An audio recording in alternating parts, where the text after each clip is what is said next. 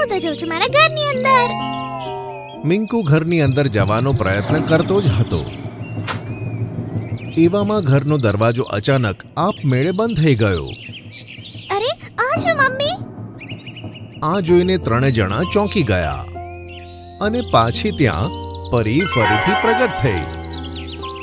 મિંકુ, તારી મમ્મીએ તેમના જીવનમાં બીજાની ખૂબ મદદ કરી છે. ઘણા પશુઓની મુશ્કેલીમાં ખૂબ મદદ કરી છે. તેનાથી ખુશ થઈને મેં તેને આ ઘર ઇનામમાં આપ્યું હતું. તમારા બંનેને આ ફૂલ લેવા મોકલવું તે તમારી પરીક્ષાનો માત્ર એક ભાગ હતો. તે પોપટ કોઈ બીજું નહીં પણ હું જ હતી. પિંકુએ પોતાના સ્વાર્થ માટે તે ફૂલ સાથે ના રાખીને તેનો ત્યાગ કરી દીધો.